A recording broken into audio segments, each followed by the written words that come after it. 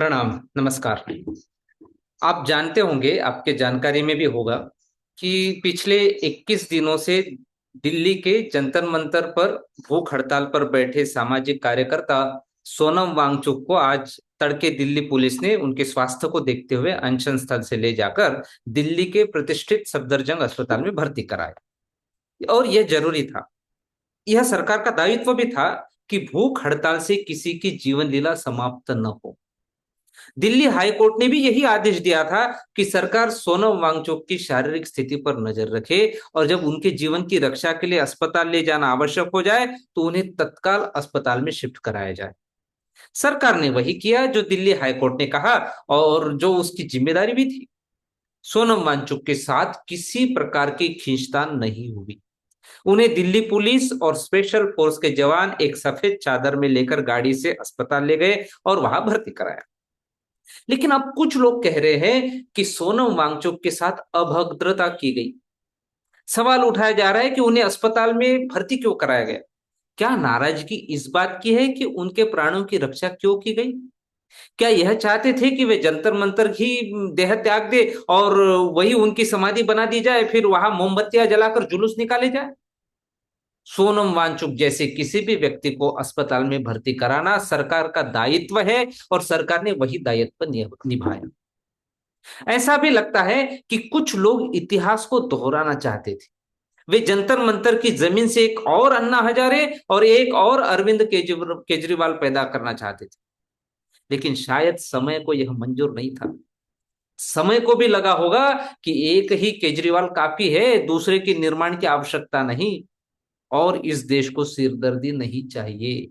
अन्यथा पूरी स्क्रिप्ट ऐसी थी कि एक और अन्ना और एक और केजरीवाल तैयार हो जाए, लेकिन ऐसा नहीं हुआ और यह अच्छा हुआ। सोनम वांगचुक ने जिस विषय के लिए भूख हड़ताल की, उस विषय को वो अच्छी तरह सार्वजनिक पटल पर ले आए। वह विषय जनता तक और जनमानस तक पहुंच गया।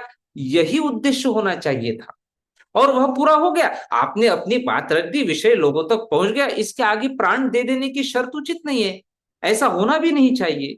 अब जिन लोगों ने इस आंदोलन को अपने राजनीतिक अभियान का केंद्र बनाया था, वे परेशान हैं।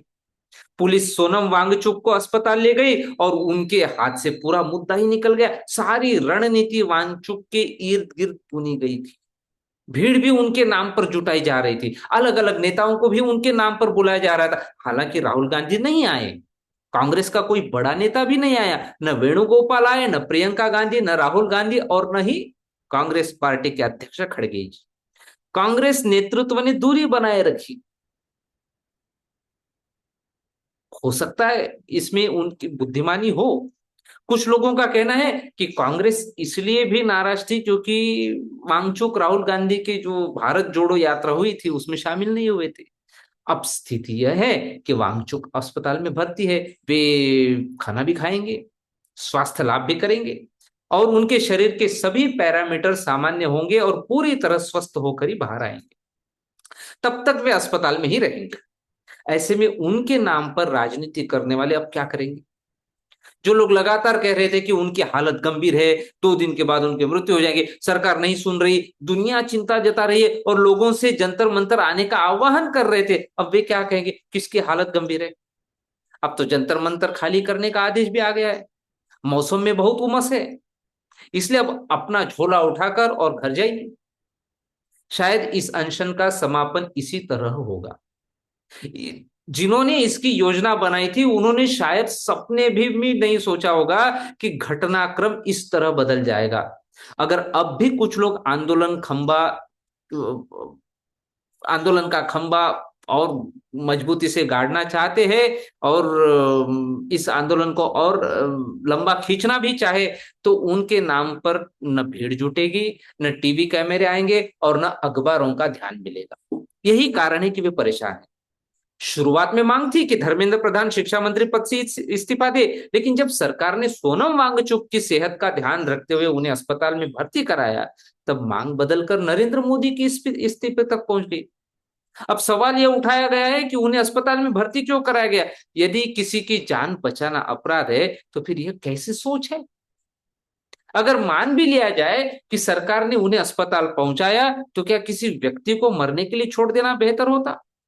हाई कोर्ट के आदेश के बाद सरकार सक्रिय हुई, दिल्ली पुलिस ने कार्रवाई की और अंततः सोनम वांगचुक को वहां पहुंचा दिया गया जहां उनकी अस्वस्थता की स्थिति में होना चाहिए। बीमार व्यक्ति का स्थान अस्पताल होता है, जंतर मंतर नहीं।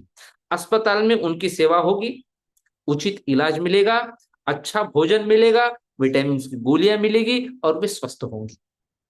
अब दिल्ली पुलिस ने भी ये कहा कि धरना स्थल जल्द से जल्द खाली कर दिया जाए और सभी लोग अपने अपने घर जाए, झोला उठा के, डफलिया लेके।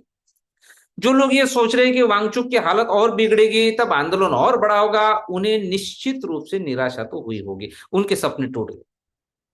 सब कुछ वांगचुक के नाम पर टिका था। अब वे अस्पताल में हैं, इसलिए आगे क्या किया जाए, यही सबसे बड़ा संकट है। इसी कारण खींच दिखाई दे रहे, जब हाथ से तोते उड़ जाते हैं तो खींच बढ़ ही जाती है। परिस्थिति और स्थिति फिलहाल तो यही है।